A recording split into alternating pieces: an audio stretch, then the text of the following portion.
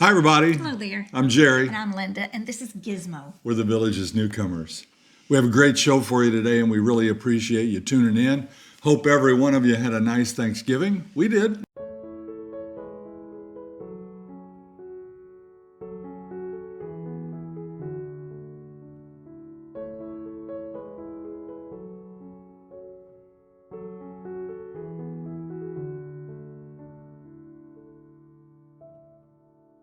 We sure did. We were full for like 2 days. I know I told you I'm on a diet. It's blown. Blown. It's gone. Today we're going to give you a look at the driveways in our neighborhood. We're going to talk about crazy fast home sales. And we have lots of good questions today on... Send us your questions, we've got your answers. Jerry and Linda's Mailbag Monday. Still no t-shirts. We have a supplier, we think, though, and we're waiting to get some samples.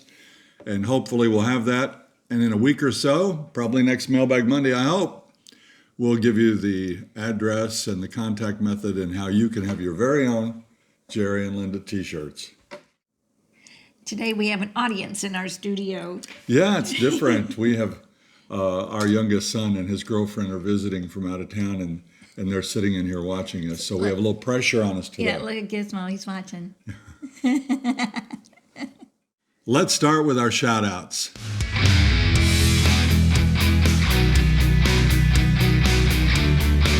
Big shout-out to Greg. He lives in St. Catherine, and we're going to feature him and his new home in one of our upcoming shows.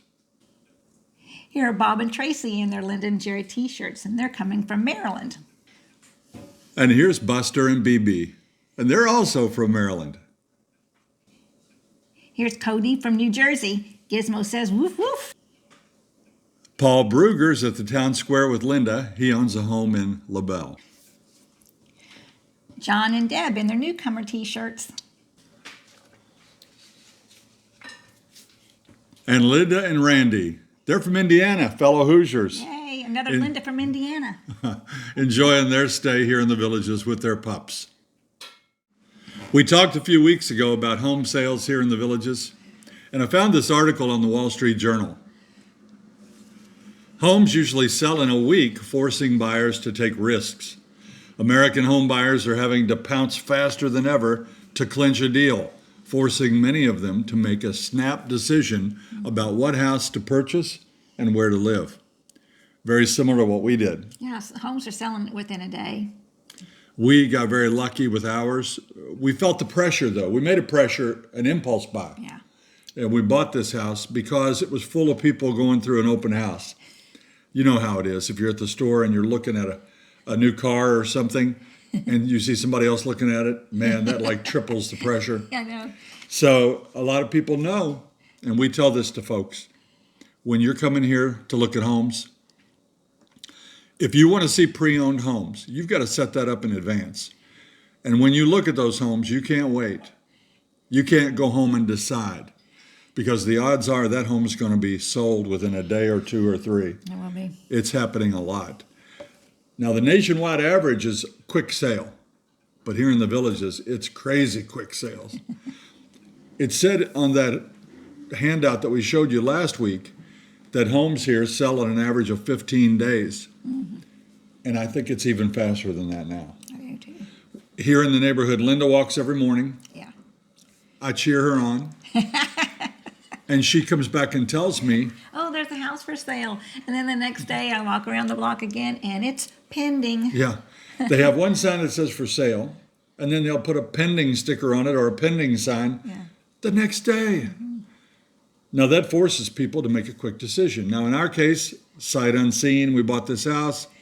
Luckily, there are no train tracks. We don't have noisy neighbors. We don't have barking dogs.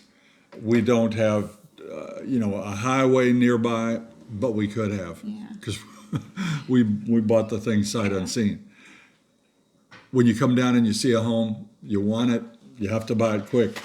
You can see this one, it shows the shelf life. The median time U.S. homes spent on the market before a contract was signed is getting shorter and shorter. And today it's even shorter than when that graph was made. You know, we had some friends from Indiana that moved to Florida, to another section of Florida, and they put their house up for sale in Indiana. It took them 2 years to sell their home. Can you imagine having your house on the market for 2 whole years? That'd be crazy. No, I can't imagine picking up my socks and everything for a week, much less 2 years. Keep making the bed. Keep making the bed.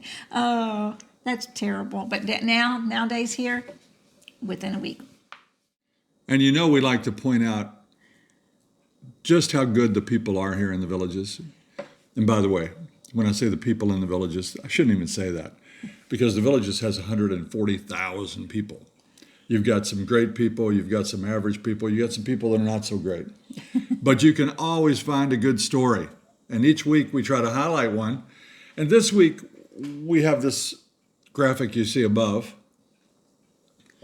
A lady says, when she was loading things onto the belt at the grocery store and being scanned by the checker, a 40-something guy comes up, kind of butts in line, and sticks his credit card in the credit card machine. And she says, "What's going on here?" And he says, "I want to buy your groceries." She had $90 worth of groceries. She was shocked and stunned. And the gentleman just walked away, and he wouldn't allow her to protest. And so she says, "Well, I had to spend some time telling the next couple of customers why I was paying their bill." And that's not hard to find stories of kindness here in the villages. People ask us, are the people nice in the villages? A lot of people are. Mm-hmm. And while guests and family were here for Thanksgiving, they went to the square and watched Scooter the DJ. Scooter always puts on an amazing show. He's very talented, and everybody had a great time. He gets the crowds going, and it's fun to see the grandchildren dancing with the grandparents, and it was a lot of fun. Very crowded, but lots of fun.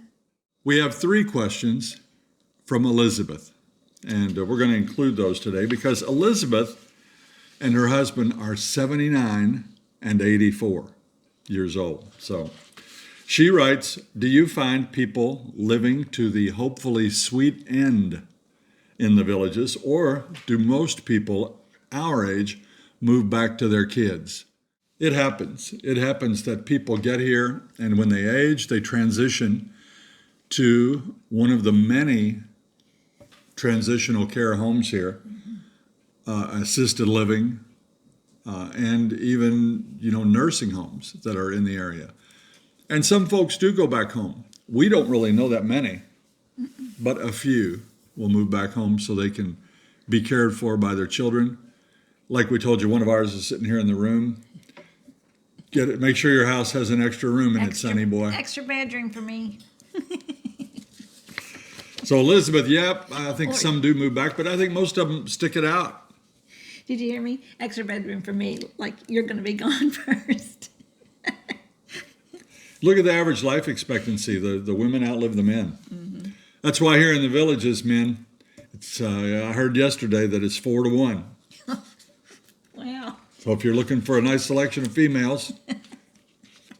And Elizabeth also asks, we're 79 and 84. We're in great shape and very active, but we wonder if we're considering moving too late in life. That's a good question, and we get that question a lot. People wonder if they're too young or too old to make this move.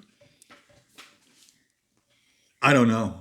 I mean, it's daunting. When you're wherever you live, if you've got a house full of things like we did, that's one of the reasons we pulled the trigger at age 62 and came here, because I thought at age 70, that house would have been an incredibly big burden to downsize and get rid of and clean up and get it ready to sell. Yeah.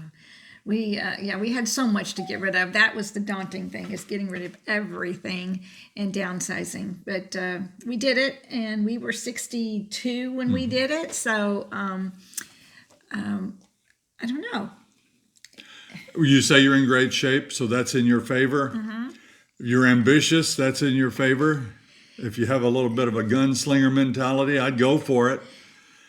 When you come here, if you're used to living in a complicated home, maybe 2 levels or 3 levels, lots of stairs, maybe a yard to upkeep, you can find that when you come down here, you're going to have a nice, manageable home Right. on one level. That's, if it's like ours and like most of our friends, it's wheelchair accessible. The shower's open. You can get in and out of the shower very easily.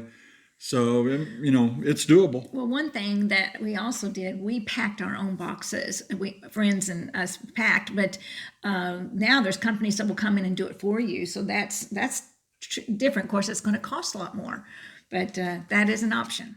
I think what she's saying there is, if you move down here at age 79 and 84, should you expect to stay here until you kick the bucket? The very definition of the word frog. You're here till you croak. Yeah. Some people do, some people don't. That's my plan. To be a frog. Yeah. Mike wants to know, are there going to be any more squares, especially in the new section down south?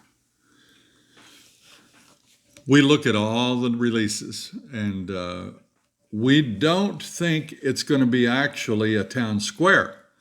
It's going to be something very similar, and we think there will be nightly entertainment, and it's going to be really special for the people that live down there. Of course, it's open to all, Right. but the folks that live down there have been eagerly awaiting something where they can have entertainment and shopping, etc. Yeah. So I would say the answer to your question is yes, there will be something new and exciting and entertainment coming. I'm not sure exactly where it is. I know there's going to be a lot of stuff at the Sawgrass. And there are other places, there have been some announcements made, but there'll be entertainment and there'll be shopping, and I think there will be a little destination place down there with restaurants and probably more than one. Oh yeah, it's gonna be pretty neat. Yeah, I mean there'll be the way it's it's growing down there. There may eventually be another one, but they're trying to take care of everybody, and we'll keep you posted as we know more. Bruce and Narita have a good question. And it's always good to line out your finances before you make a big move like this, because it is a big move. One area maybe you could address are the typical startup costs for someone moving into the villages, things like patio furniture, living room furniture, dining room, etc., etc. The many expenses that people have when they move to the villages. We looked a little bit ahead to that. We wanted to bring some things. For example, we've got this big brown couch and recliner. We love it. It's leather. It's a good quality. It's dark brown. We prefer it to be a lighter color, but we paid so much for it. When you get down here, if you have to get rid of your furniture, you sell it for pennies on the dollar. Yeah. I mean, I'm talking a $1,000 sofa. You might get $100 for it. And that's what we did. We had a really nice sofa when we came down here, a red one that didn't fit at all. It was brand new. It's just out of the box. We bought it for our back porch in Indiana, and we ended up selling it, I think, for $125. Right. So, we made plans for that, and here's what we did. As you know, I had a workshop. I had 3 table saws. I had a bandsaw. I had a big belt sander. I had dust collection systems, 3 of them. Lots and lots and lots of tools, chainsaws, miter saws, you name it. We sold all that and we put it into a fund. It was our moving fund. This is what we were going to do.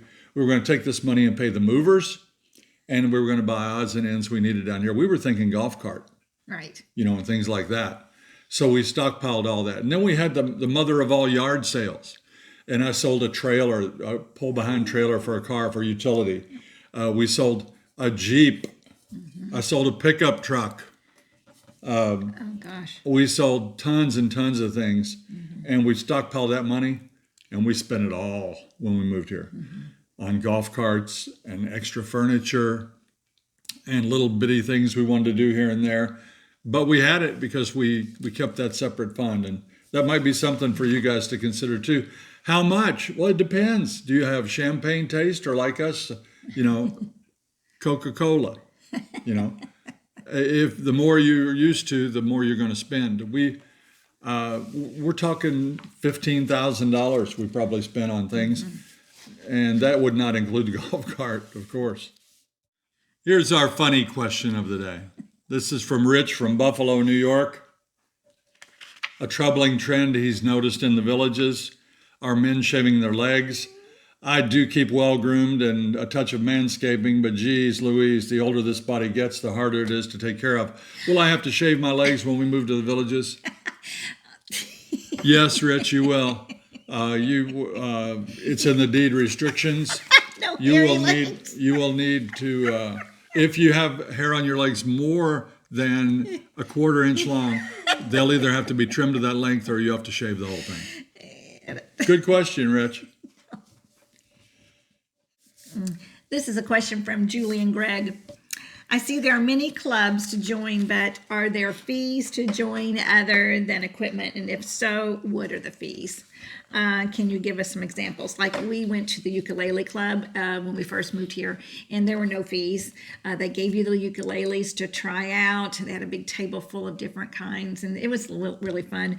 There are no fees in any of the clubs, except if you go to some of the art clubs. That would be an exception because there you have to pay for some of the material, the clay or whatever, special paints maybe. So do you have anything to add to that? I might have something small to add to it. The woodworking club is $75 a year dues, and that's because they have to maintain all that equipment. Yeah. The fishing club, which I'm also a member, is $5 a year. If you were in the sculpting class where they buy clay and things, like she said, supplies, you're going to have to pay. You join expensive clubs. Well, if you were in the crocheting club, you'd probably have to buy yarn, and Well, you bring your own, I think. and some clubs get together and they'll have cookouts, and you may have to chip in on things like Right. that. But no, usually the clubs are pretty much free, Right. except for a token payment for odds and ends. Julie and George were from North Jersey. I mean, New Jersey's only like that big. How can you be from North Jersey? But I do want to say that we have met some great people from New Jersey. We've met nice people from everywhere. Every state we've met, pretty much. In fact, Right. it's like we tell you every week. That's the biggest fun of our channel is meeting all you great folks. Bill writes one that's going to get some of you fired up. Okay. Because we've had this question before, and like we said, we've been in this for a while now. By the way, this week. today is the day. Today, 3 years ago today, we sold our home in Indiana, and tomorrow is the 3-year anniversary of owning this home right here. Oh my gosh. See, I moved my birds down so you can see them better. I love those birds. I too. Yeah. So 3 years tomorrow we'll be in this home, and we're going to have an anniversary show coming up pretty soon. But here's this criticism from this guy named Bill. Bill says, okay, here it comes. My only criticism. You're not the newcomers anymore. You have 3 years seniority, and it's time to send those shirts off to the Goodwill or Salvation Army. And he's from Brooksville, Florida, by way of Oneonta, New York. I'm sure I said that wrong. Maybe. That's come up. People know us as the newcomers. True, we're not newcomers. We're still learning every day, though. But now our service is here for newcomers. So if you're a newcomer, this is your channel and our channel together. So we're always going to be the newcomers as long as we're doing this. And we're learning more and more about the Villages every day. Jim and Sherry are afraid of driving their golf cart, I think. They ask, do villagers generally slow down and let you pass? And is it okay to pass on the roads that have a side lane for golf carts? Well, the answer to that is yes and no. First of all, you have very few rights when you're in a golf cart. The cars have all the rights. They're 10 times heavier than your golf cart. They're So moving machines. you should let them have the rights. But if you're on the right side in the multimodal trail and a golf cart comes up behind you, you're all supposed to go no faster than 20, but a lot of carts will go 25 or 30. They will pass you. You really don't need to slow down. If you're going too slow and they want to pass, they should pass you. On cars, though, you always yield the right of way to the cars. Don't take any chances. When cars approach the gate, oftentimes cars will say, come on across, golf cart, come on across. That's dangerous business because some people will do that, and then you'll assume this next car will do it, and they won't. So let the cars go by, then go when the coast is clear. But let's take a look at some golf carts and cars sharing the road today, right here in our neighborhood.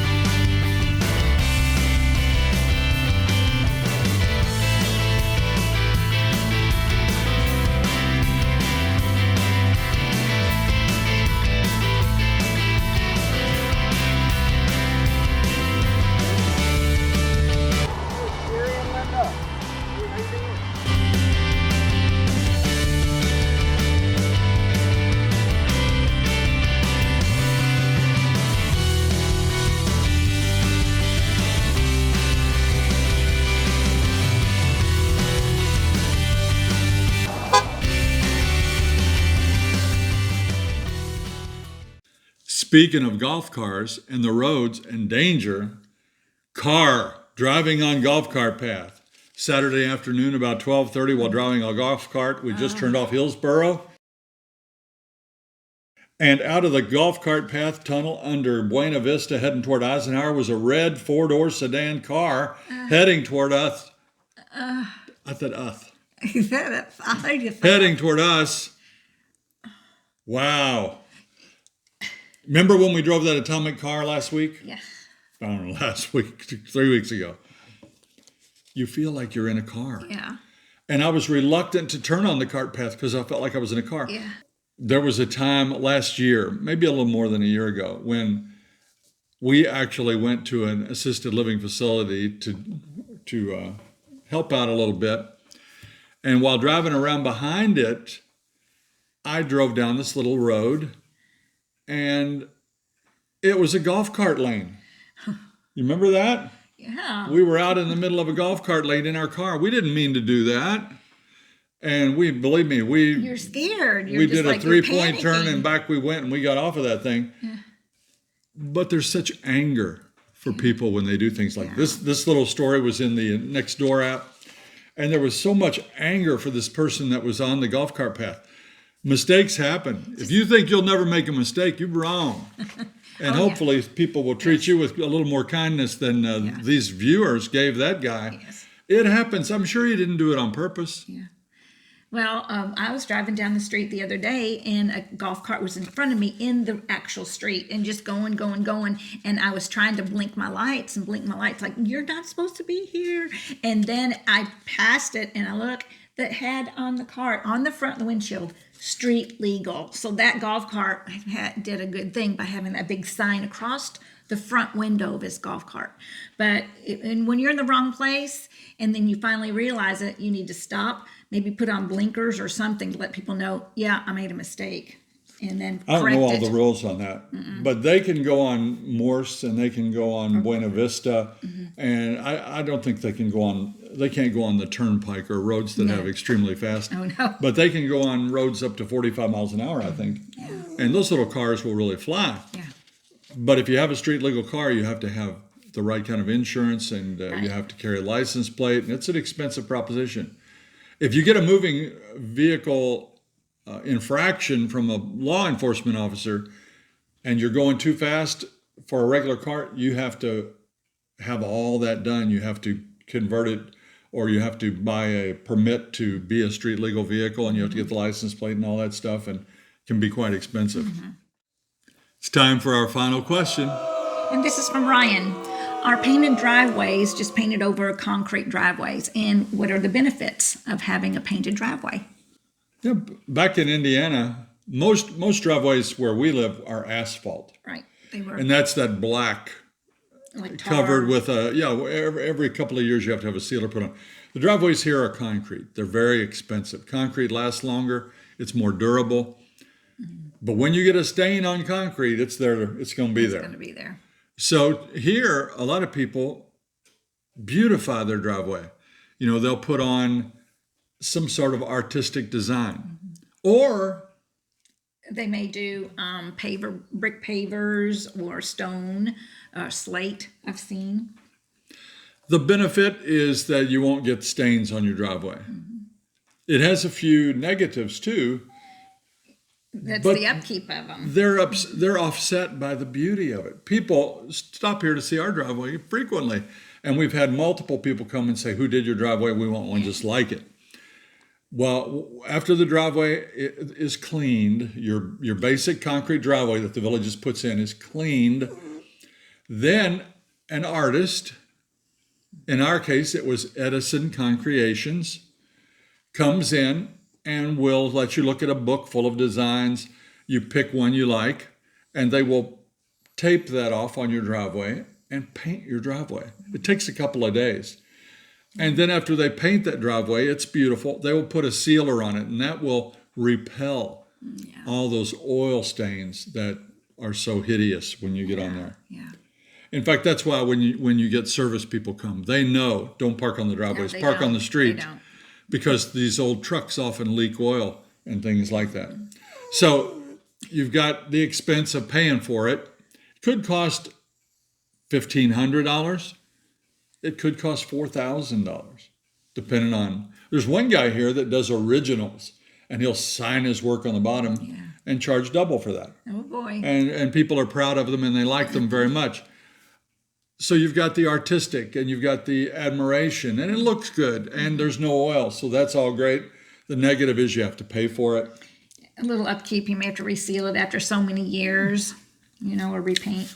And honestly, they are a teeny bit slicker than a concrete driveway.